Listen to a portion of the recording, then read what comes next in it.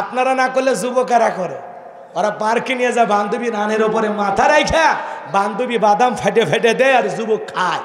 কিছুক্ষণ খাইতে যায়, বলে বেশি খাওয়া হবে না, পেটে গ্যাস হবে। মেয়ে আবার বলে না তুমি খাও, বাদামে অনেক পুষ্টি, তোমার দেহের শক্তি বাড়বে। মনে হয় পার্কে যায় পুষ্টি ম্যাডাম হয়েছে। কথা কয় না, এরকম আছে না? না, তা মা বোনদের উদ্দেশ্যে বলে যায়, আপনারা আপনাদের স্বামীর সাথে ভালো আচরণ করবেন, স্বামীর মন খুশি করার চেষ্টা করবেন। আপনি নারী, আপনার স্বামী যেভাবে সাজতে গুজতে পছন্দ করে, মাঝে মাঝে স্বামীর জন্য সেজে গুজে বসে থাকবেন। যে স্ত্রী তার স্বামীর জন্য সাজা গোজা করে, সাজতে যে সময়টা ব্যয় হয়, নফল নামাজ পড়লে যে সব হয়, আল্লাহ সেই সব স্ত্রীর আমল নামায় লিখে দেবে। মাঝে মাঝে সুন্দর করে সেজে থাকবেন। কথা কয় নাকি? কিন্তু পাগলিগুলো খালি চেরা কাপড় পরে থাকে, চাকরেনির মতো। কথা কন না আপনি? স্বামী বাড়িতে আসবে, একটু সাজে গুজে থাকবে। কথা কন? বাক্সের ভিতরে অনেক কাপড় তোলা, আলমারিতে অনেক কাপড় তোলা, কিন্তু দেখবেন চিরা ফাড়াগুলো ব্যবহার করে, তার মানে বুঝে চিরে গেছে, আরো কিনে দেয়। এদিকে কিন্তু শোকেজে কমপক্ষে 102টা তোলা আছে না? নাই? তা মা বোনদেরকে বলো, মা বাড়ির সবচাইতে সুন্দর সুন্দর পোশাকগুলো স্বামীর জন্য পরে থাকবেন, আর আপনারা একটু ভালো ভালো পোশাক বিবিকে নিয়ে দেবেন। কথা কয় না? কিন্তু আমাদের পছন্দের কালার কিন্তু বইয়ের ভালো লাগে না।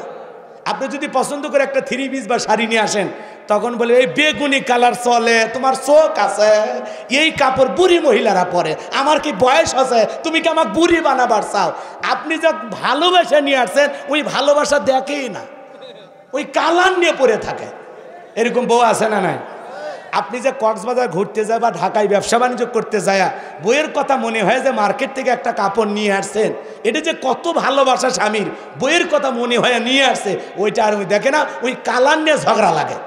মানে আপনি কিনেই ভুল করছেন, ওই রাস্তার মধ্যে ফেলে দিয়ে আসা উচিত ছিল। এরকম আছে না? নাই? আল্লাহ আমাদের হেদায়েত দান করুক। সরে কোন আমি দেখবেন ভাই যদি বিদেশে থাকে, এলাকায় দেবরের আমদানি কমে না বাড়ে, ওরা বাড়ির ধার দিয়ে ঘুরঘুর করে আর ডেকে বলে, ভাবি ভাইয়া তোমার বর, আমি যে দেবর, ভেবে দেখো ভাবি কার কত দাবি, ভাই গেছে মালয়েশিয়ায়, আমি তো দেশে আসি। এরকম ডিজিটাল দেবর আছে না? নাই? ভাবিও সেই ডিজিটাল। কাছে যা যদি একবার দেবর বলে, ভাবি আপনার চেহারার দিকে তাকাইলে মাঝে মাঝে মনে হয় আপনার বিয়েই হয় নাই। কেরে বদমাইশ, বিয়ে না হলে ভাবি ডাকিস কাক? কথা কয় না কে? কিন্তু ভাবি যদি ইমানদার হইতো, ডেকে বলতো কুল্লিল মুমিনিন ইয়াগুদ্দুনা মিন আবসারিহিম। আল্লাহ বলেছেন মুমিন পুরুষের দৃষ্টি থাকবে নিচে, দেখার অধিকার তোর ভাইয়ের আছে, তুই আমাকে দেখতে পারবি না, আমাকে দেখা তোর জন্য হারাম। এরকম ভাবি পাওয়া যায়? এরকম ভাবি আছে? খুব কম আছে। আমি হুজুর আমার ভাবিরাই, কথা কয় না কে, আমার সাথে দেখা করে, কথা বলে, আছে না? নাই? মানে বাংলাদেশে একটা ফ্রি পরিবেশ, পর্দা, রসুলের বিধান, কোরআন হাদিস সব বাড়িতে নাই। কথা কয় না? মিথ্যা কথা বলে তো লাভ হবে না। লাভ হবে কি? তো এমনি আমরা মুখে মুখে বলে সব ঠিক আছে। কি ঠিক আছে আমি জানি? কথা কন না খা? আম্মা জান আয়েশা রাদিয়াল্লাহু তাআলা আনহা বলেন, এদিক 1 নাম্বার, আম্মা জান আয়েশা ডেকে বলেন, রসুল যখন বাহিরে যাইতেন, আমি আয়েশাকে চুমু খেয়ে বাহিরে যাইতেন। সুবহানাল্লাহ বলো। তার মানে কোন স্বামী যদি বাহিরে যায়, স্ত্রীকে চুমা খায়া বাহিরে যাওয়া রসুলের সুন্নাত। সুবহানাল্লাহ বলেন। আচ্ছা, এগুলো কি আমাদের ঘরে আছে? বউ আছে কিন্তু আমল নাই। কথা কয় না? রাগ করতেছেন নাকি? আচ্ছা, কোন স্বামী যদি স্ত্রীর কপালে একটু চুমা খেয়ে বাহিরে যায়, এই স্বামী কি বিবির কথা ভুলে থাকতে পারবে? এই স্বামী কি বাহিরে যায় অন্য নারীর দিকে তাকাবে? তাকাবে না। ওই বইয়ের সেই স্মৃতি, ভালোবাসা তার মনের ভিতরে জায়গা করে নেবে। কথা বলেন ঠিক কিনা? এরপরে শোনেন, আম্মা জান আয়েশা ডেকে বলেন, নবী যখন বাহির থেকে আসতেন, কিছু না কিছু আমার জন্য খাবার নিয়ে আসতেন। তার মানে স্ত্রীর জন্য হাদিয়া নিয়ে আসা, স্ত্রীর পছন্দের খাবার নিয়ে আসা, এটা রসুলের সুন্নত। আপনার বিবিকে বলবেন তোমার কোন খাবার বেশি পছন্দ, সেটা ফুচকা হোক, চটপটি হোক, বিস্কুট হোক, কেক হোক, আপেল হোক, বেদানা হোক। আপনার বউ যদি বাদাম ভাজা, কথা কেন, ওইটা খাইতেও যদি ভালোবাসে, মাঝে মাঝে আপনার বইয়ের পছন্দের খাবার নিয়ে এসে এরকম পেছনে রাখবেন আর বলবেন, বলো তো ময়না আজ কি নিয়ে আসছি। কথা কয় না, একটু রোমান্টিকতা করবেন। এরপরে বউ যদি বলে আমি বলতে পারতেছি না, এই যে পছন্দের খাবার, কথা কয় না কে, বউ খুশি হবে না বেজার হবে? মাঝে মাঝে ঘরে ঢুকে কোনো কথা নাই, লাইট বন্ধ। বউ যদি কয় লাইট বন্ধ করলে কে, বলে তোর যে চেহারা আল্লাহ দিয়েছে, আল্লাহ কিছু দেখ আর না দেখ, জীবনে একটা বউ পাইছি রে, তোর মতো বউ ঘরে থাকতে আলো লাগবে না। বউ খুশি হয়ে যাবে, চেহারা যেমনই হোক। আচ্ছা, আপনার বইয়ের প্রশংসা আপনি কেমনে করবেন? আমি কি সবই শিখে দেব? আচ্ছা, একটু আপনি আপনার মতো করে করবেন। আল্লাহ বোঝার তৌফিক দান করুক। জোরে বলেন আমিন। রাগ করতেছেন আপনারা? তাহলে স্ত্রীর পছন্দের খাবার নিয়ে আসা রসুলের সুন্নত। মাঝে মাঝে বিবির পছন্দের খাবার নিয়ে আমরা স্ত্রীকে খুশি রাখার চেষ্টা করব। পারবো। এই ওয়াজ এক জায়গায় করছি, এক যুবক কয় হুজুর আমি বাইরে ফেন্সিডিল খাই, বইয়ের জন্য এক বোতল আনবো। কত বড় শয়তান! হালাল খাবার নিয়ে যাওয়া লাগবে, কথা কান ঠিক কি না? এরপরে 3 নম্বর আম্মা জান আয়েশা ডেকে বলেন, বিশ্বনবী আমার উরুর ওপরে, রানের ওপরে মাথা রেখে কোরআন তেলাওয়াত করতেন। সুবহানাল্লাহ বলবেন না? স্ত্রীর রানের ওপরে মাথা রেখে কোরআন তেলাওয়াত করতেন বিশ্বনবী। তাহলে আপনার আমার ঘরে বউ আছে না না? যেই সূরা পারেন, যে কয়টা আয়াত জানেন, অন্তত জীবনে একদিন হলেও বইয়ের রানের ওপরে মাথা রেখে কোরআন তিলাওয়াত করে রসুলের সুন্নত আমল করেন। কথা কয় না? করবেন তো ইনশাল্লাহ? আচ্ছা, আমি এই কথাগুলো বলতেছি, আপনারা বিরক্ত হচ্ছেন না? ভাইলে বাস্তব বস ভাই, এলে সবাই খুলে বলবি না। আমি একটু গাইবান্ধার মানুষ, বুঝি সুঝি কম, এজন্য আপনাদের বুঝার জন্য সব খুলে বলতেছি। আপনার তখন বলবেন ঘরের খবর হুজুর জানলো কেমনে? এটাই গুলো প্রত্যেকটা পরিবার মানে ফ্রি হয়ে গেছে, আমরা ফ্রি। আবার কিছু কিছু দুলে ভাই দেখবেন বাড়ির যা বইয়ের সাথে ঝগড়া লাগে, আমি আর শ্বশুর বাড়ির যাবো না। কেন? কই গেলে তোর বোন আমার সাথে দেখা করে না, কথা বলে না, তোর বোনের এত ভাবকে, আমি ওই বাড়িতে আর যাবো না। ওই বোনক তখন ঝাঁটা লিয়ে স্বামী পিটা লাগবে, কে রে তোর জন্য আমি যথেষ্ট, আমার বোনের দিক তাকাস কে? কথা কয় না? যেই দুলে ভাই শালি কথা বলে না বলে বইয়ের কাছে নালিশ দেয়, রাগ করে, বুঝবেন ওই দুলে ভাইয়ের সমস্যা আছে। রাগ করতেছেন মনে? আল্লাহ আমাদের হেদায়েত দান করুক। জোরে খন আমিন। আরো জোরে বলেন আমিন। মা বোনদেরকে বলতেছি, মা খবরদার, 2টা পুরুষ হইতে সাবধান, একটা দেবর আর একটা দুলে ভাই। কথা কয় না কে? মহিলা প্যান্ডেলে মা বোন থাকলে আমার কথাগুলো শোনেন মা, খবরদার, এই 2টা পুরুষ এরা বিষাক্ত সাপের চাইতেও ভয়ঙ্কর। কথা কয় না কে? মা বোনদেরকে বলে যায়, ভাবি যদি থাকেন জীবনে কোনোদিন দেবরের মোটরসাইকেলে উঠবেন না, আর শালি যদি থাকে খবরদার দুলে ভাইয়ের মোটরসাইকেলে উঠবেন না। কথা কয় না কে? দুলে ভাই শালিক নিয়ে মোটরসাইকেল নিয়ে ঘরে আসে না? নাই আপনাদের এলাকায় আছে? আহা, বড় আপার স্বামী মহাব্বত আর ভালোবাসায় দুলে ভাইকে সম্মান দিতে গিয়া মাঝখানে ভ্যানিটি ব্যাগ রাখে একটা দূরত্ব বজায় রাখছে। কথা কয় না কে? দূরত্ব বজায় রাখা দুলে ভাইয়ের মোটরসাইকেলে চলেছে। দুলে ভাই তো হেব্বি শেয়ানা, বোঝেন নে? রাস্তার মধ্যে একটু গর্ত পাইছে হালকা, এমন জোরে ব্রেক করছে, এক ব্রেকে শালি ফাঁকা জায়গা পূরণ করছে। কথা কন না খেয়ে? এই জন্য মা বোনদেরকে বললাম, খবরদার। আর এদিক শাশুড়িদের হলো সবচেয়ে বেশি দোষ। কথা কয় না কে? শাশুড়ি যারা আছেন মনে রাখবেন, আপনারা হলো মায়ের মতো। জামাই যদি বাড়িতে বেড়াইতে আসে, নাস্তা খাবার দাবার যা দেওয়া লাগে আপনি নিজের হাতে জামাইকে খাওয়াবেন, পাশে বসে থাকেন। কথা কয় না? আপনি হলো মায়ের মতো। আপনি যা বলবেন, বাবা কেমন আছো, আমার মেয়েটা কেমন আছে, তোমার ব্যবসা বাণিজ্যের কি খবর, বাবা দিন দিন শুকায় যাচ্ছে, একটু ঠিক মতো খাওয়া দাওয়া করো। আপনি মায়ের মতো, আপনি মায়ের মতো। আপনি জামাইকে খাওয়াইলে, আপনি জামাইয়ের পাশে বসে থাকলে, আপনি খাবার দাবার তুলে দিলে কোনো দোষ নাই। কথা কয় না? জামাই শাশুড়ি দেখা করা জায়েজ না হারাম? জায়েজ। কিন্তু আমার দেশের শাশুড়িরা হলো বোকা বোকা বোকা। এরা কি করে? নাস্তার একটা প্লেট সাজাইয়া যুবতী 14 বছর 16 বছরের শালিকে বলে, তোর দুলা ভাই আসছে, নাস্তাটা দিয়ে আয়। কি সর্বনাশটা করলো? কথা কন না? এখন এই যুবতী শালি যখন দুলা ভাইয়ের সামনে নিয়ে যা বলে, দুলা ভাই আম্মু দিয়েছে নাস্তা খাইতে, আপনি খান। তখন বলে, এই পাগলি, আমি কি নাস্তা খাওয়ার জন্য আসি? আমি তো আসি তো দেখার জন্য রে। কথা কয় না কে? তখন বলে, দুলে ভাই আপনি কি যে বলেন? কয় আপনারে দেখে আমার শরম লাগে। কয় কোনো শরম নাই, এদিকে আয়। এই কথা বলে হালকা একটু হাতটা চাঁপে ধরে কথাকে বোঝেননি, হালকা একটু চাপে ধরছে। তখন শালি বলে ভালোই তো লাগে। তখন যখন বলছে আমার সাথে ঘুরতে যাবি, আপনার সাথে আমি মরতেও রাজি। এরকম ঘটনা আছে না নাই? বউক বাদ দিয়ে শালিক ভাগে নিয়ে যায়, বিয়ে করে সংসার করতেছে। কে রে, বউ মরলে শালি যাইস রে, বউ মরলে তাই বলে মারিয়ে ফেলে দিস না। বিয়ে করলে বউ ভাল লাগে না শালি ভাল লাগে? কথা কন। নিজে বিয়ে করে বউ ভাল লাগে না, ভাবি ভাল লাগে। এটা বদমাইশি, শয়তানি, ধোকা, দুনিয়ার পার্থিব সুখ ছাড়া আর কিছু। কথা বলে না কেন? যুবক, চোখকে হেফাজত করা লাগবে, নিজের সতীত্ব যৌবনটাকে হেফাজত করা লাগবে আল্লাহর ভয়ে। কথা বলেন ঠিক কিনা? আচ্ছা, আমি এই কথাগুলো বলতেছি, আপনারা বিরক্ত হচ্ছেন না? ভাই এলে বাস্তব ভাই, এলে সবাই খুলে বলবি না। আমি একটু গাইবান্ধার মানুষ, বুঝি সুঝি কম, এজন্য আপনাদের বুঝার জন্য সব খুলে বলতেছি। আপনারা তখন বলবেন ঘরের খবর হুজুর জানলো কেমন? এটাই হলো প্রত্যেকটা পরিবার, মানে ফ্রি হয়ে গেছে, আমরা ফ্রি। আবার কিছু কিছু দুলে ভাই দেখবেন বাড়ির যা বইয়ের সাথে ঝগড়া লাগে, আমি আর শ্বশুর বাড়ির যাবো না। কেন? কই গেলে তোর বোন আমার সাথে দেখা করে না, কথা বলে না, তোর বোনের এত ভাবকে, আমি ওই বাড়িতে আর যাবো না। ওই বোনক তখন ঝাঁটা লিয়ে স্বামী পিটা লাগবে। কে রে, তোর জন্য আমি যথেষ্ট, আমার বোনের দিক তাকাস কে? কথা কনা কে? যেই দুলে ভাই শালি কথা বলে না বলে বইয়ের কাছে নালিশ দেয়, রাগ করে, বুঝবেন ওই দুলে ভাইয়ের সমস্যা আছে। রাগ করতেছেন মনে? আল্লাহ আমাদের হেদায়েত দান করুক। জোরে খন আমিন, আরো জোরে বলেন আমিন। এজন্য মা বোনদেরকে বলবো, মা এই দুইটা পুরুষ হইতে আপনারা সাবধান থাকবেন। 4টা আমলে মা বোনদের জন্য 8টা জান্নাতের দরজা খোলা। 1 নাম্বার নামাজ, 2 নাম্বার রোজা, 3 নাম্বার ফরজ পর্দা, 4 নাম্বার স্বামীর খেদমত।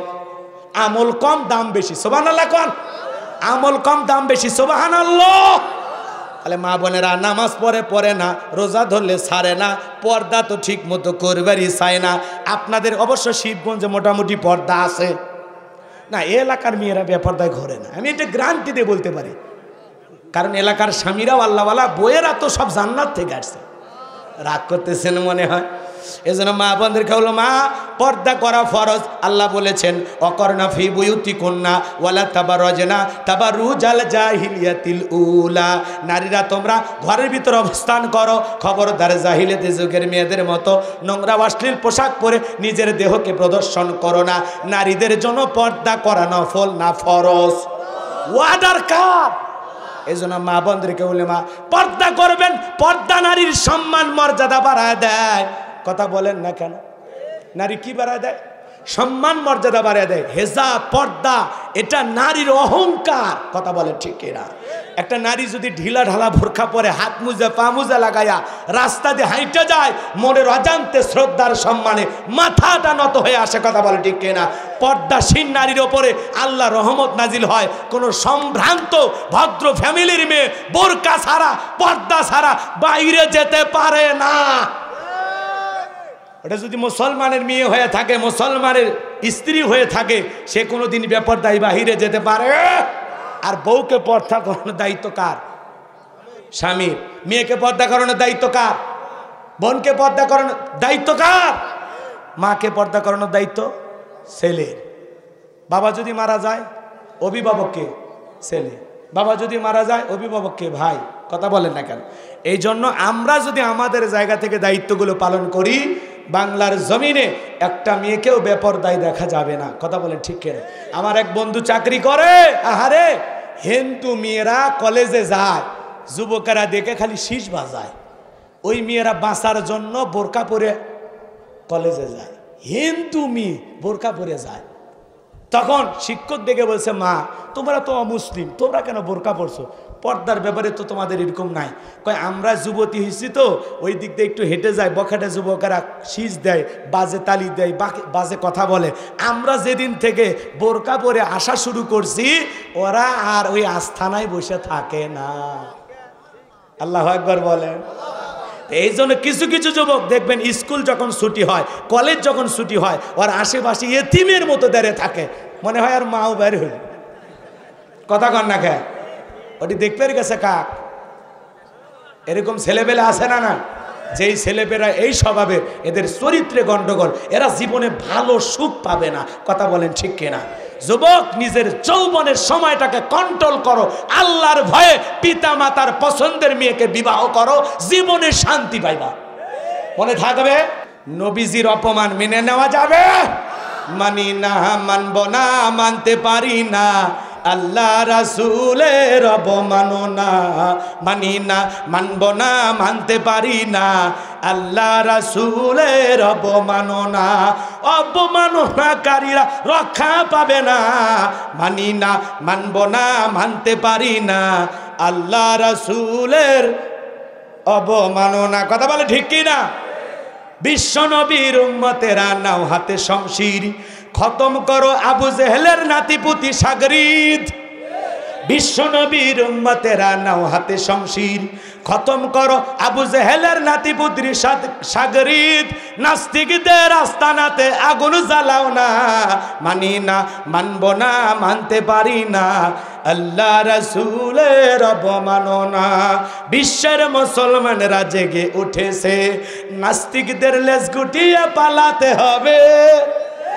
বাংলার মুসলমানরা জেগে উঠেছে, নাস্তিকদের লেজ গুটিয়ে পালাতে হবে, নইলে তাদের হবে আজ কবর রচনা। মানি না, মানব না, মানতে পারি না, আল্লাহ রাসূলের অবমাননা। বিশ্বনবীকে ব্যঙ্গ করে করলো সিনেমা, এর জন্য দায়ী থাকবে বারাক ওবামা। নবীজিকে ব্যঙ্গ করে করলো সিনেমা, এর জন্য দায়ী থাকবে বারাক ওবামা। বুশের মতো জুতা খাইতে টাইম লাগবে না, ওই নাস্তিকদের বুশের মতো জুতা খাইতে সময় লাগবে না। মানি না, মানব না, মানতে পারি না, আল্লাহ রাসূলের অবমাননা। মানি না, মানব না, মানতে পারি না, আলেম ওলামার অবমাননা। মানি না, মানব না, মানতে পারি না, আল্লাহর কোরআনের অবমাননা। কথা বলে ঠিক কি না? রাগ করতেছেন? রসুলকে গালি দিয়েছিল ওলিদ বিন মুগিরা। কে কে কে? ওলিদ বিন মুগিরা নবীকে অকাত্য ভাষায় গালি গালাজ করতেছে। আল্লাহ আসমান থেকে আয়াত নাজিল করে বলেন, উতুল্লিম বাদা যালিকা জানিম। ও নবী, এই ওলিদ বিন মুগিরা আপনাকে গালি দেয় কারণ এই ওলিদ বিন মুগিরা হলো পিতৃ পরিচয়হীন জারোর সন্তান, একটা বাস্টার্ড, এর জন্মের ঠিক নাই। কথা বলে না কেন? এদিক খেয়াল করেন, আরবের মানুষ আরবি বোঝে না। যখন বুঝতে পারছে ওলিদ বিন মুগিরা যে রসুল আমাকে এই কথা বললেন, আমি পিতৃ পরিচয়হীন জারোর সন্তান, তখন ডেকে বলে, নবী এত বড় কথা, আপনি থাকেন, আমি বাড়িতে যাই। বলেন তো ছেলেটা বৈধ না অবৈধ জানে কে? হ্যাঁ, ফ্যাক্টরির মালিক মা। কথা বলেন ঠিক কিনা? রসুলের রুহানির সন্তান কারা? আমরা। সুবহানাল্লাহ বলেন। এদিক খেয়াল করেন। তাহলে বলেন তো বাজান, আল্লাহ তাআলা রসুলের সন্তানগুলোকে শিশুকালে নিয়েছেন। আজকে পৃথিবীতে 200 কোটি মুসলমান সবাই রসুলের রুহানি সন্তান। এই জন্য রসুল হলেন আমাদের রুহানি পিতা। সুবহানাল্লাহ বলেন। সেই নবীকে নিয়ে যদি কেউ গালি দেয় সহ্য করা যায়? কথা বলে না কেন? নবীজির অপমানে যদি না কাঁদে তোমার মন, মুসলিম নয় তুমি মুনাফিক, নবীজির দুশমন। ফ্রান্সের জালেমেরা হোক আর ওই আসাদ নূর হোক, পৃথিবীর যত বড় বড় নাস্তিকেরা কথা বলবে, ওদের বিরুদ্ধে মুসলমানকে প্রতিবাদ করতে হবে। যেই নাস্তিক বেঈমানেরা রসুলের চরিত্র নিয়ে কথা বলবে, রসুলকে নিয়ে কুরুচিপূর্ণ মন্তব্য করবে, ওই জালেমদের বিরুদ্ধে প্রতিবাদ করার জন্য মুসলমানকে ঐক্যবদ্ধ হওয়ার দরকার আছে না? না। তুমি আমার বাপকে গালি দাও, আমি সহ্য করব। মাকে গালি দাও, সহ্য করব। আমার নেতাকে গালি দাও, আমি সহ্য করব। আমার দলকে গালি দাও, আমি সহ্য করব।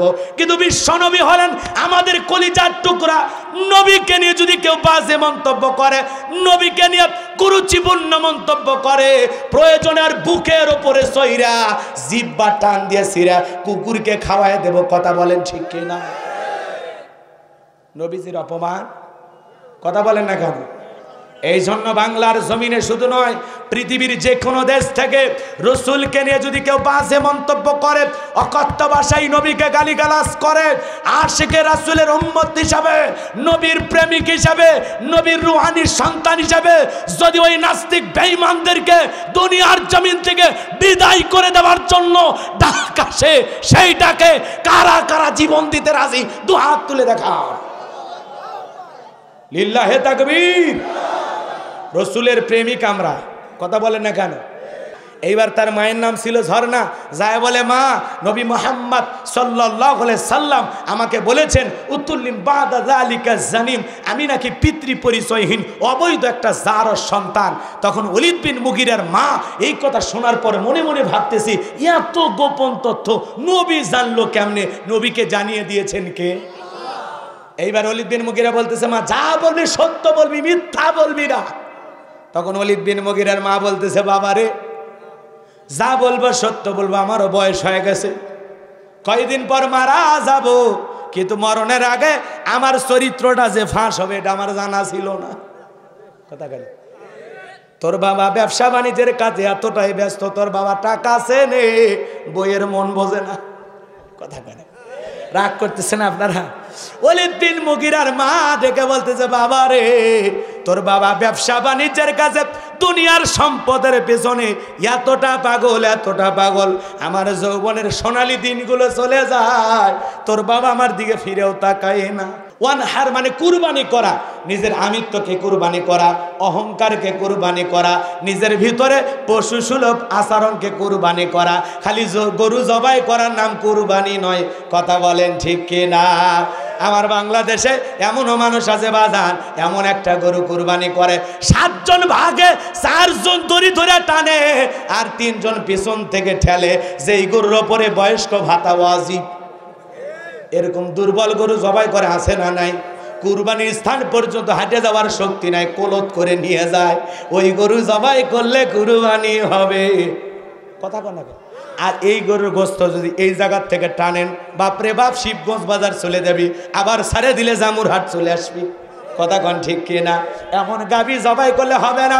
আল্লাহ ডেকে বলেন তাসুরুন নাযিরিন, চমৎকার একটা গাবি কুরবানি করতে হবে, হুষ্টপুষ্ট সুন্দর দেখা, মোটা তাজা দেখা, কিন্তু তাই বলে বড়াই করার জন্য না। কিছু আছে না তালুকদার মন্ডল, টাকাওয়ালা, আল্লাহ অনেক টাকা দিছে, 10 লাখ টাকা দিয়ে টাকা কিনে নিয়ে, 10 লাখ টাকা দিয়ে একটা গরু কুরবানি নিয়ে আসা, জামুর হাটে বান্ধে রাখে রাস্তার মোড়ে মানুষকে দেখানোর জন্য। মানুষ বলে কার গরু? কয় চেনো না? তালুকদারের। কয় বাপ রে বাপ, তালুকদার কত দিয়ে কিনছে? কয় 10 লাখ। কয় ঠকেন নাই তালুকদার সাহেব, জিতছেন। তালুকদার কয় আমি ঠকার মানুষ। যে পিছনে যে রান দেখা যায়, 1 রানেই তো 6 মণ গোস্ত। যারা কুরবানির পশু কিনে নিয়ে আসা কোথায় কি পরিমাণে গোস্ত হবে হিসাব নিকাশ করে, এদের কুরবানি কবুল হবে? তো কষাই হওয়া উচিত ছিল চাচা। তো গরু জবাই করবে কিছু গায়ে, দোকানদার হওয়া কষাই। কথা কয় না? কথা কয় না? কুরবানি মানে ত্যাগ করা, উৎসর্গ করা আল্লাহর জন্য। ওয়ালাকিন ইয়ানালুহু তাকওয়া মিনকুম। আল্লাহ বলে বান্দা তোমার অন্তর দেখবো, তোমার তাকওয়া দেখবো, তোর মনে কি আছে, আমি আল্লাহ ওইটা নেব। কয় লাখ টাকা দিয়ে গরু দিলি, আমি আল্লাহ ওইটা দেখবো না। তোর অন্তরের নিয়ত যদি সহি হয়, টাকাটা যদি হালাল হয়, কুরবানি যদি আমি আল্লাহর জন্য হয়ে থাকে, ওই পশুর রক্ত জমিনে পড়ার আগে আসমানের মালিক আল্লাহর কাছে কবুল হয়ে যাবে। আর লোক দেখানোর জন্য হলে আমি এই গ্রামের সেরা কুরবানি দিই, ভাব আছে না? কিছু আছে না? আমার চাইতে এত দামি কুরবানি দেওয়ার মতো এই জামুরহাটে কেউ নেই। বুঝবেন ওর ওই অহংকারে ওর কুরবানি শেষ। কথা কন? আছে আছে। কিছু লোক আবার এদিক খেয়াল করেন, কুরবানি এদিক কুরবানি দেয় কি জানো? কুরবানি না দিলে ছেলে মেয়ে মানুষের গোস্তুর দিকে তাকায় থাকবে, কই গ্রাম থেকে 2-1 টুকরে আসবে, দরকার নাই, প্রয়োজনে সুদের টাকা নিয়ে হোক, কিস্তি তুলে হোক কুরবানি দেব। হবে ভাই? হবে? হবে না। আবার কিছু লোক আছে এরকম যে জামাই বাড়িতে গোস্ত না পাঠালে মেয়ের এতগুলো কথা শোনায় দেবে। আচ্ছা বলেন তো ভাই, কুরবানি জবাই করার পরে আপনি তো খাবেন, আপনার পরিবারের লোক খাবে নাকি আসমান থেকে বিকেলবেলা ফেরেশতারা বস্তা নিয়ে এসে বলে এই জামুরহাটের লোক এই বস্তা গোস্তগুলো তোলো, আমরা আসমানে নিয়ে যা ভুনে করে খাবো? বলেছিল আপনিই খাবেন, আপনার ছেলে মেয়ে খাবে। এই মিয়া নিয়তে ভেজাল কে? নিয়ত সই করেন যে কুরবানি আল্লাহর জন্য, জবাই করে তোমরাই খাইও, খালি নিয়ত ঠিক করো। কথা কয় না, নিয়তটা সই হোক যে কুরবানি আল্লাহর জন্য, জবাই করে তো তোমরাই খাবে, তোমার ছেলে মেয়ে তো খাবে, আত্মীয় স্বজন খাবে, গরিব দুঃখী খাবে। কথা কয় না? এক করছেন? তাহলে কুরবানি ছেলে মেয়ের জন্য না, জামাই বাড়িতে গোস্ত পাঠানোর জন্য না, কুরবানি হবে একমাত্র আল্লাহর জন্য। পারবো তো ইনশাআল্লাহ? আর নামাজি হয়ে কুরবানি দেবো না বেনামাজি হয়ে সুদ ঘুষের টাকা দিয়া? এক হাজি দেখতেছি আমার এলাকার এক হাজি কুরবানি দিতেছে বেনামাজির সাথে ভাগে, সুদ করে ঘুষ করে সাথে। আমি তখন বললাম, হাজি সাহেব আপনি এত বড় একটা মানুষ, আল্লাহওয়ালা মানুষ, সম্পদ অনেক আছে, তো আপনি ওদের সাথে কুরবানি না দিয়ে একা একটা ছাগল জবাই করেও তো দিতে পারতেন। কয় ছাগলের গোশত বাড়িতে কেউ খায় না, গরুর গোশত খাওয়ার আশায় সুদখোর, ঘুষখোর, বেনামাজি, মাদারু, জুয়ারু, তাসারু ওদের সাথে কুরবানি দিচ্ছে। এই ওর টাকা হালাল, তা আপনি যাচ্ছেন কেন? রাগ করছেন? অনেকে করছে এলেও আমরা বুঝি, হুজুর কলেই হবে, এটা গরু 70-80 হাজার টাকা, একলাই কেমনে হয়? আর খাসির গোস্ত খাওয়া যায় না, গন্ধ, চুল। এই মকবুল, তোর উদ্দেশ্য কি? খাসির গোস্ত খাওয়া নাকি আল্লাহকে খুশি করা? আপনি যদি 10 লাখ টাকারও কুরবানি দেন, যদি নিয়ত সই না হয় কুরবানি কবুল হবে না। আপনি 10,000 একটা ছাগলও যদি দেন কুরবানি দেন, আর আল্লাহকে যদি বলেন আল্লাহ ইব্রাহিম ইসমাইলের মতো কবুল করো, হাবিলের মতো কবুল করো, এই কুরবানি তোমার জন্য আল্লাহ, ভবিষ্যতে আরো বেশি দেওয়ার তৌফিক দান করো, নিয়ত সহি, টাকা হালাল, আল্লাহর দরবারে কবুল হবে। সেটা খাসি হোক আর ভেড়া হোক, সেটা কোনো সমস্যা। আল্লাহ আমাদের বুঝ দান করুক। জোরে কোন আমিন, আরো জোরে বলেন আমিন। আল্লাহ যে আমাদেরকে কত ভালোবাসে আপনি জানেন? ওই যে হাবিল আর কাবিল কুরবানি দিয়েছিল, কি পদ্ধতি ছিল? আগুন এসে যেটা পুড়ায় ফেলবে ওটা কবুল, আর যেটা আগুন জ্বালাবে না ওইটা কবুল হবে। ওই পদ্ধতি যদি একই নিয়ম বাংলাদেশে থাকতো, কত হাজির কুরবানি পরে গড়াগড়ি খাইতো, কত হুজুরের, কত নেতার। তখন মানুষ বলতো দেখে ভালো লোকই মনে হয়, এখন দেখি টাকার ভিতর ভেজাল, আসমান থেকে আগুনও আসে না, কুরবানিও পোড়ায় না। এ লজ্জা থেকে বাঁচিয়েছেন কে? আর বাংলাদেশে আমরা যে কৃপণতা ভাব শুরু করছি, কই মিশে হলে টাকা নষ্ট করে আগুন এসে পুড়ে ফেলে দিবি, খায়া কাম নেই, ওই বিধান পালনের দরকার নেই। কথা কাটাকে এরকম কিছু লোক বলতো কিনা? আরো জোরে বলেন। তাহলে আল্লাহ বলেন ফাসল্লি লিরাব্বিকা ওয়ানহার, রবের উদ্দেশ্যে সালাত আদায় করো, রবের উদ্দেশ্যে কুরবানি করো। এই দুইটা কাজ যারা একমাত্র আল্লাহকে রাজি খুশি করার জন্য করবে, তাদের জন্যই হাউজে কাউসারের পানির বরাদ্দ। বলেন সুবহানাল্লাহ। 3 নম্বর আয়াতে আল্লাহ বলেন ইন্না শানিয়া কাহুয়াল আবতার। আল্লাহু আকবার। আমার আল্লাহ ডেকে বলেন নবী গো মন খারাপ করবেন না, ও নবী আপনি চিন্তা করবেন না, আপনাকে কাফের বেঈমানরা লেজ কাটানির বংশ বলে, ও নবী আপনি মনের মধ্যে কষ্ট নেবেন না। যারা আপনাকে লেজ কাটানির বংশ বলে, আপনার বংশে বাতি জ্বালানোর মতো নাই, নানান কথা বলে, নানান সমালোচনা করে আপনাকে কষ্ট দেয়, ওদের কথায় আপনি কষ্ট মনের মধ্যে নেবেন না গো নবী। ও নবী যারা আপনাকে নিয়ে বড় বড় কথা বলতেছে, ওদের নাম নেওয়ার মানুষ দুনিয়ার জমিনে থাকবে না, ওদের বংশে বাতি জ্বালানোর কেউ থাকবে না, ওদেরকে আমি আল্লাহ নির্বংশ করে ছাড়বো। নবী গো শিশুকালে আপনার ছেলেগুলোকে নিয়েছি, আপনি আমার বন্ধু, কষ্ট মনের মধ্যে নেবেন না।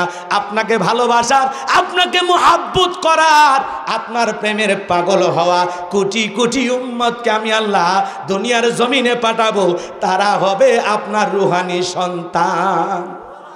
আরো জোরে বলেন সুবহানাল্লাহ। তখন ওলীদ বিন মুগীরার মা বলতেছে বাবা সেদিন তোর চাচারে দিয়ে আমার মনের বাসনা পূরণ করেছিলাম, যার ফলে তোর জন্ম হয়েছে।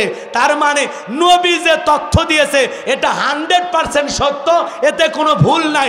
জন্ম তোর বাপে দেয় নাই, দিয়েছে তোর চাচায়। তাহলে ওইটা যদি অবৈধ যার সন্তান হয়, ফ্রান্সের মানুষেরা নবীকে কেন গালি দেয়? পৃথিবীর 228টা রাষ্ট্র নিয়ে গবেষণা করে দেখা গেল ফ্রান্সের মহিলারা বিয়ের আগে বাচ্চা জন্ম দেয়।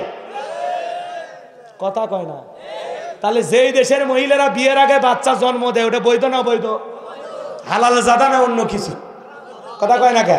তো এই জন্য ফ্রান্সের লোকেরা মাঝে মাঝে রসুলকে গালি দেয়। কার্টুন বানাইলো না 2 বছর আগে, দেখেননি? রসুলকে ব্যঙ্গ করে কার্টুন প্রদর্শন করেছিল। এটা কার্টুন বানায় নাক বেঁকা করে দিয়ে এই জায়গায় কয়েকটা দাড়ি দিয়া মাথায় একটা টুপির মতো দিয়া এরকম ব্যঙ্গ করে কার্টুন বানায় প্রদর্শন করেছিল। জোরে কর নাউজুবিল্লাহ। আচ্ছা, আমার আপনার নবীর চেহারা কি এরকম? কথা কয় না কে? মুহাম্মদ মানে কি? কথা কয় না। প্রশংসিত। আগে পরে যতই গালি দেন কোনো লাভ হবে না। যেই নবীর চরিত্রের সার্টিফিকেট আল্লাহ দিয়ে বলেছেন ওয়া ইন্নাকা লাআলা খুলুকিন আযীম, নবী হলেন পূত পবিত্র মহান চরিত্রের অধিকারী। আল্লাহর পরেই রসুলের সম্মান। যেখানে আল্লাহ রব সেখানে নবী রহমত। আর নবী হলেন মানব দানব জিন ইনসান সকলের জন্য রহমাতাল লিল আলামিন। সুবহানাল্লাহ বলেন। আচ্ছা বলেন তো, নবীর ছেলে নবী হয়? আপনারা শোনেননি? নবী দাউদ নবী, ছেলে সুলাইমানও নবী। কথা কয়? বাবা ইয়াকুব নবী, ছেলে ইউসুফও নবী। কিন্তু রসুলের সন্তানগুলো কেন জীবিত থাকলেন না? এর পিছনে কারণ আছে না? আল্লাহ বলেছেন মাকানা মুহাম্মাদুন আবা আহাদিম মির রিজালিকুম ওয়ালাকি রাসূলুল্লাহি খাতামান নাবিয়্যিন। নবী মুহাম্মদ সাল্লাল্লাহু আলাইহি সাল্লাম কোন পুরুষের পিতা নয়। কথা কয় না? কোন পুরুষের পিতা নন। তিনি হলেন শেষ নবী। কথা কয় না? তিনি আখিরি নবী। তার মাধ্যমে নবুয়তের দরজায় আল্লাহ সিলগালা করে দিয়েছে। নবীর পরে দুনিয়াতে আর কোন নবী আসবে। তাহলে নবীর ছেলে যদি নবী না হয়, মানুষ সমালোচনা করত যে পৃথিবীর এত বড় নবী, তার ছেলে নবী কেন হবে না? তারা যদি নবী নাও হইতো, মানুষ তাদেরকে নবীর ছেলে ভেবে নবীর মতোই কথা কয় না মানা শুরু করত। বাপ মোর এদিক, পীর মারা গেলে ছেলে বদ্দিনিসীন পীর হয়। কথা কয় না? আবার সকল নবীর ছেলেই যে ভালো হয় এমনটা নয়। যেমন নূহ আলাইহিস সালামের ছেলে, কথা কয় না ভালো হয়েছিল। তো বিশ্বনবীর ছেলে যদি ভালো না হয়, মানুষ কি করবে? তখন সমালোচনা করবে যে বাবা হলেন পৃথিবীর শ্রেষ্ঠ নবী, আর সেই নবীর ছেলের চরিত্র এই। কথা কয় না? হাজির বেটা কিন্তু বাজি হয়, আলেমের বেটাও জালেম হয়। কথা কন না আপনারা? এখন নবী নাই, নবীর ছেলেকে যদি নবীর মতো মানা শুরু করতো মানুষ, বোঝেন নাই কথা? যেমন বাবা পীর, ছেলেও পীর। আলেম হোক, জ্ঞান থাক না থাক, দুনিয়াবি কোনো এলেম থাক না থাক, বাপ মারা গেছে, ছেলে একেবারে দাড়ি নাই, ক্লিন শেভ করা, প্যান্ট শার্ট পরা, এটা বলে পীর। তো ওই যদি পীর হয়, শয়তান কোনটা? কথা কয় না? এরকম আছে না নাই? আল্লাহুম্মা আমিন। রব্বানা যালামনা আনফুসানা ওয়া ইন লাম তাগফির লানা ওয়া তারহামনা লানাকুনান্না মিনাল খাসিরিন। জামরহাট দাখিল মাদ্রাসার উদ্যোগে আজকের বিরাট তাফসীর কোরআন মাহফিলের সভাপতি জনাব মোহাম্মদ রিজাউল করিম চঞ্চল ভাইকে আল্লাহ কবুল করেন। প্রধান অতিথি জনাব মোহাম্মদ তহিদুর রহমান মানিক ভাইকে আল্লাহ কবুল করেন। বিশেষ অতিথি যাদের নাম আছে আল্লাহ কবুল করে নেন। আমন্ত্রণ অতিথি যাদের নাম আছে কবুল করেন। আলোচনা করেছেন মাওলানা রফিকুল ইসলাম মামুন হুজুরকে আল্লাহ কবুল করেন। আলোচনা করেছেন প্রিয় ভাই মুফতি মাকসুদ আল মাসুদ আজমি ভাইকে আল্লাহ কবুল করে নেন। রব্বুল আলামিন, দূর দূরান্ত থেকে কষ্ট করে কোরআন শোনার জন্য তোমার যে বান্দারা ছুটে এসেছে, আল্লাহ সবাইকে নিরাপদে বাড়ি পর্যন্ত পৌঁছার তৌফিক দান করুন। এই মাহফিলের জন্য নগদে বাকিতে যত মানুষ টাকা পয়সা দান করেছে, আল্লাহ সকলের দানগুলো কবুল আর মঞ্জুর করে নাও। রব্বুল আলামিন, আমরা যারা হাত তুলে ধরেছি, অনেকের মা নাই, বাবা নাই, এতিম বানায় কবরে চলে গেছে। জনম দুঃখিনী মায়ের কথাকে বলা যায়, আদরের বাবার কথাকে বলা যায়, যে মা 10 মাস 10 দিন গর্ভে থাইস দিয়েছে, প্রসবের যাতনা সহ্য করেছে, 2-2.5 বছর বুকের দুধ পান করাইছে। ওই জনম দুঃখিনী মা যাদের কবরে চলে গেছে, আল্লাহ মায়ের কবরে আর সবটুকু পৌঁছায় দাও। মায়ের কবর জান্নাতের বাগান বানায় দাও। আমাদের আত্মীয় স্বজন পাড়া প্রতিবেশী যারা কবরে চলে গেছে, মাফ করে দাও। কবরগুলো জান্নাতের বাগান বানায় দাও। রব্বির হামহুমা কামা রব্বায়ানি সগীরা অকু রব্বির হামহুমা কামা রব্বায়ানি সগীরা। আমাদের পিতা মাতা যাদের বেঁচে আছে, আল্লাহ পিতা মাতার খেদমত করে তাদের মুখে হাসি ফোটাইয়া জান্নাত অর্জন করা তৌফিক দিয়া দাও। আত্মীয় স্বজন পাড়া প্রতিবেশী যারা কবরে চলে গেছে, মাফ করে দাও। কবরগুলো জান্নাতের বাগান বানায় দাও। রব্বুল আলামিন, আমরা গুনাহগার, নফসের তাড়নায় পড়ে, দুনিয়ার মোহাব্বতে পড়ে, দিনের আলোতে রাতের আধারে গোপনে প্রকাশ্যে অনেক গুনাহ করেছি গো আল্লাহ, আমাদের জানা অজানা ছোট বড় গোপন প্রকাশের তামাম জিন্দেগির গুনাহগুলো মাফ করে দাও আল্লাহ তাআলা। সূরা কাউসার থেকে আমি গুনাহগার যে আলোচনা করেছি, বক্তা শ্রোতা সবাইকে কথাগুলোর উপর আমল করা তৌফিক দিয়া দাও। পাঁচ ওয়াক্ত নামাজি বানায় দাও। তোমাকে রাজি খুশি করার জন্য আল্লাহ আমাদের বন্দেগী করা তৌফিক দিয়া দাও। কুল ইন্না সলাতি ওয়া নুসুকি ওয়া মাহইয়ায়া ওয়া মামাতি লিল্লাহি রাব্বিল আলামিন। আল্লাহ আমাদের জিন্দেগির ইবাদত বন্দেগীগুলো কবুল করে নাও। পাঁচ ওয়াক্ত সালাত মসজিদে গিয়ে জামাতের সহিত আদায় করা তৌফিক দিয়া দাও। রসুলের প্রিয় উম্মত হওয়ার তৌফিক দিয়া দাও। এই মাদ্রাসাকে কবুল করে নাও। মরহুম ইব্রাহিম মাওলানা এই মাদ্রাসার প্রতিষ্ঠাতা জায়গা দিয়েছেন আল্লাহ, তোমার গোলামের কবর তুমি জান্নাতের বাগান বানায়া দাও। আল্লাহ তাআলা দাখিল পরীক্ষার্থী ছাত্র ছাত্রীর জন্য দোয়া চেয়েছেন আল্লাহ, যারা পরীক্ষা দেবেন ভালোভাবে উত্তীর্ণ হওয়ার তৌফিক দিয়া দাও। ভালো ছাত্র ছাত্রী হিসেবে আল্লাহ তাদের কবুল করে নাও। এই মাদ্রাসার ওস্তাদ ছাত্র শিক্ষক সবাইকে কবুল করে নাও। মাদ্রাসার কমিটির ভাইদেরকে আল্লাহ কবুল করে নাও। হে রব্বুল আলামিন, এই মাহফিলে যারা কষ্ট করে আলোচনা শোনার জন্য ছুটে এসেছে মালিক, সবাইকে নিরাপদে বাড়ি পর্যন্ত পৌঁছার তৌফিক দিয়া দাও। জীবনে কোনোদিন যদি আর বগুড়ার এই মানুষদের সাথে দেখা না হয়, এই মুখগুলো জান্নাতের সিঁড়িতে পরিচয় করায় দিও গো আল্লাহ। যেভাবে গোলামি করলে আপনি খুশি হবেন মালিক, সেইভাবে আমাদের ইবাদত বন্দেগী করা তৌফিক দিয়া দাও। রব্বুল আলামিন তামাম পৃথিবীর মুসলমানদের উপর সাহায্য নাজিল করো।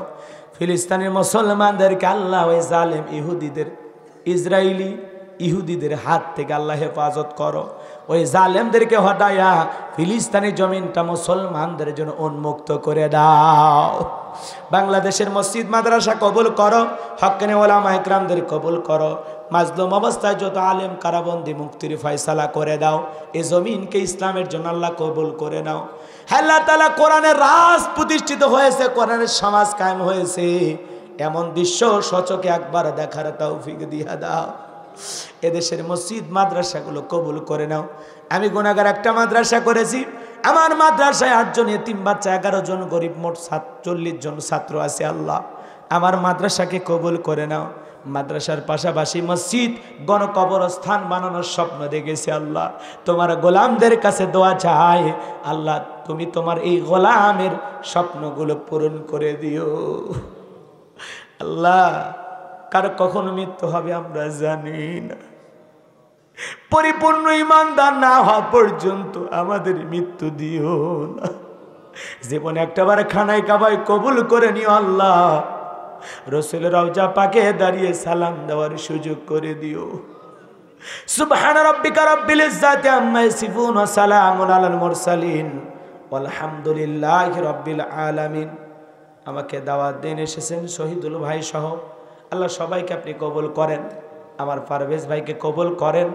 আল্লাহ তাআলা তার বাবা, আল্লাহ তাআলা তার মা, তার আত্মীয় স্বজন, পরিবার পরিজন যারা আছে আল্লাহ তাদের উপর খাস রহমত বরকত নাজিল করেন।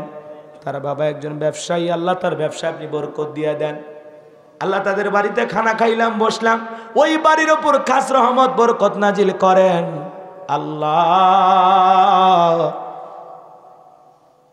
তোমার কাছে প্রার্থনা করি গো মালিক, কবে যেন মৃত্যুর ডাক চলে আসে, মৃত্যুর সময় জবানে কালেমা তৈয়বা জারি করে দিও আল্লাহ। এটাই যদি জীবনের শেষ দোয়া হয়, শেষ মাহফিল হয়, এই মাহফিলটা কঠিন কিয়ামতের ময়দানে নাজাতের ওসিলা বানায়া দিও। তাকায় দেখো কত দাড়ি পাকা মুরব্বীরা, যুবক ভাইরা, ছোট ছোট মাসুম বাচ্চারা, মাদ্রাসার ছাত্র ছাত্রীরা, পর্দানিশী মা বোনেরা হাত তুলেছে আল্লাহ। যার হাত দোকানা পছন্দ হয় সে হাতের বদলতে আজকের দোয়াকে কবুল আর মঞ্জুর করে নাও।